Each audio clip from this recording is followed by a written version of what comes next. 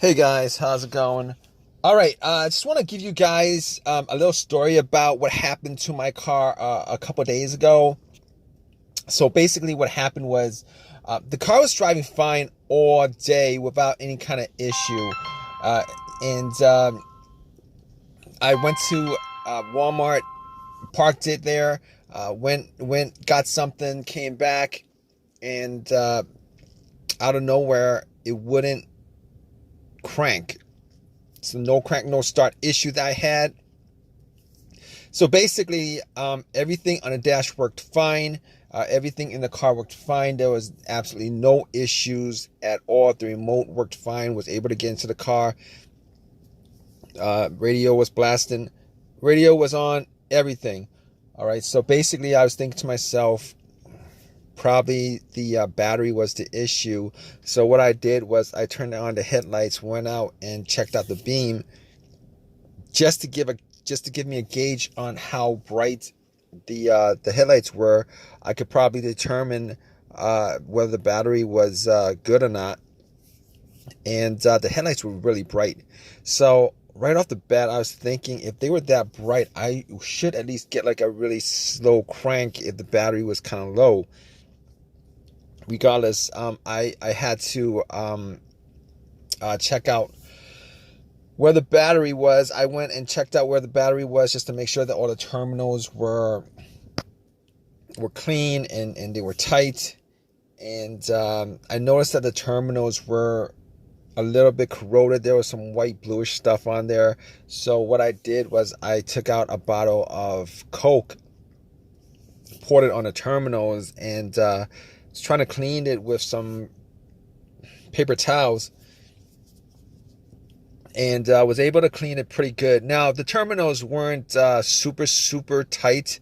I was able to wiggle it out, but they were snug in there, so I knew that it probably wasn't the terminal being loose that was causing the issue. And then after I cleaned it up, popped it back on, and tried to start the car, it did the same thing. It wouldn't crank, it wouldn't start. But everything else seemed to be working all right. So at that point, I was thinking to myself, all right, maybe it could be a weak ground wire. If you guys don't know what where the ground wire is, the main ground wire is pretty much the negative terminal, and most of the time it connects to the frame of your car.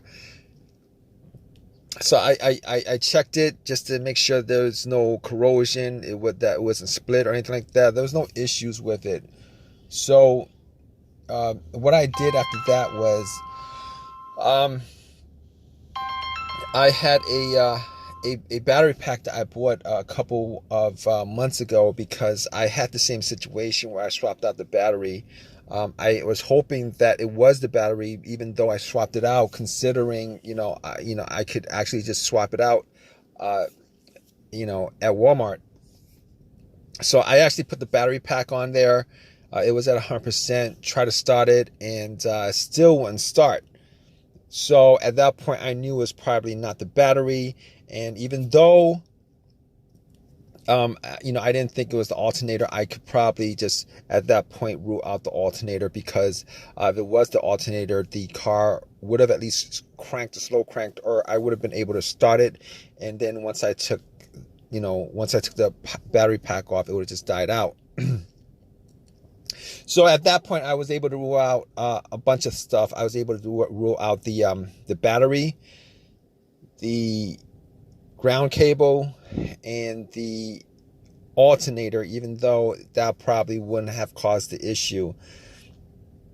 So after going through that, I was thinking to myself, could it be something? Could it be the car's computer ECU?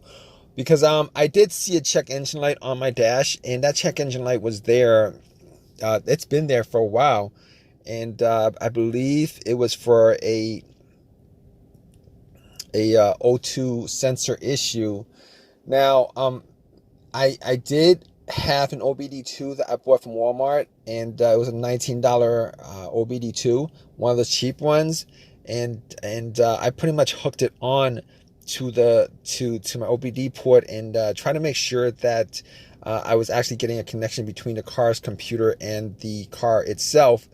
It did scan all the way through. Now I'm pretty sure that that the OBD2 wouldn't actually pick up anything that would cause a no crank, no start situation for the most part, except if if if the car's ECU, the car's computer was, for some reason separated from the car.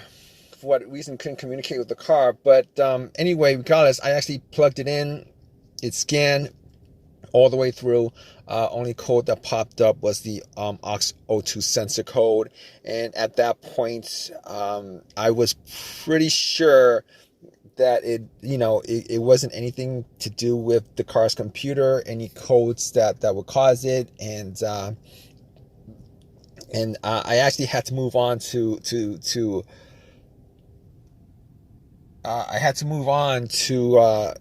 some other troubleshooting outside of that, because that wasn't causing the issue. So basically, I got to a couple of things, which were the fuses and the relays, which were highly capable of causing a situation like this. And got to the fuses, checked out all the fuses, just to make sure that none of them were blown. And I was actually looking at them. Now, I didn't have a fuse tester on me. I didn't think it was the fuses. Now, the two situations that I've had where fuse would cause a situation like that, one of those situations was a Honda that I had where the main fuse blew, and I was getting no power throughout the whole entire car. The main fuse was the fuse that connected the battery to the fuse box itself. And that was the previous situation that I have, and I'm pretty sure that wasn't the same situation that I had, so I could rule that out, because I was getting power to everything except it wouldn't start. Now, the other situation I had pertaining to a fuse that caused a no start situation was actually a crank no start situation, and I think one of the fuses actually blew. Then that fuse was connected to the ECU or the fuel pump. And I remember once I changed out that fuse, the car would crank, but it wouldn't start. Once I changed out that fuse, it was able to start up. So I could rule out those two situations as being, related to a fuse issue that would cause this situation that I had. So, basically, I could rule those things, the fuses out, and the fuses were pretty clean. I didn't smell any kind of burnt smell, and didn't see any kind of brownish, anything brownish, and a brownish appearance on top. So at that point, I was able to kind of rule out the fuses, not at 100%, but I was able to rule out the fuses for the most part. So basically, at that point, I had a situation where I was maybe, it could have been the relays or the starter. That's what the two situations that came up.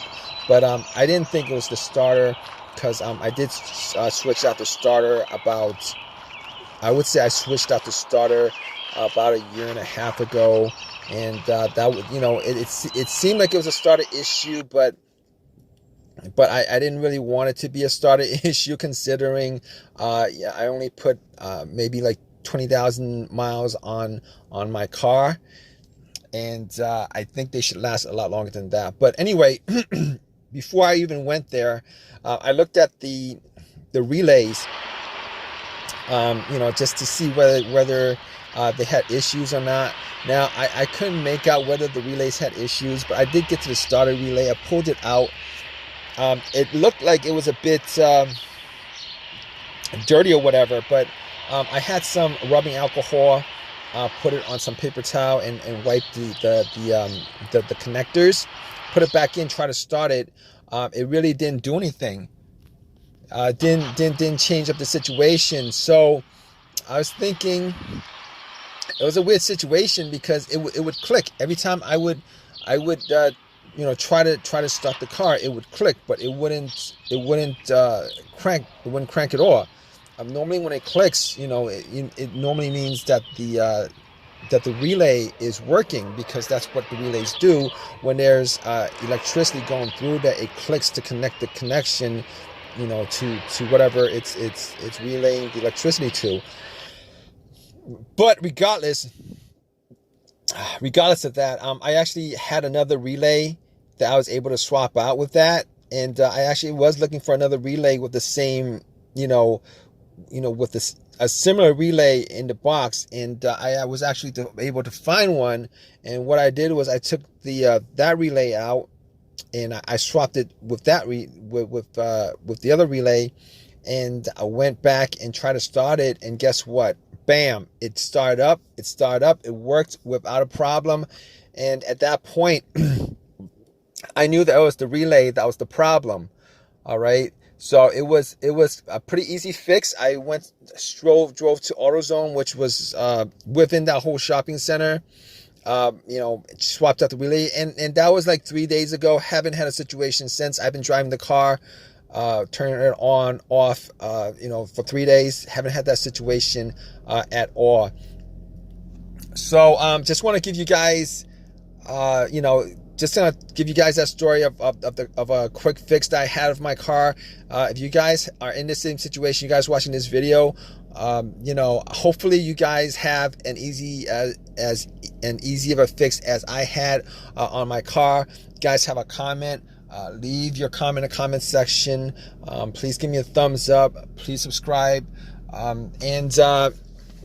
Like I said, if you guys are in the same situation, just go through the steps that I went through as far as trying to figure out, the situation with my car. And, you guys should be good as far as, troubleshooting and diagnosing your particular problem. Take care.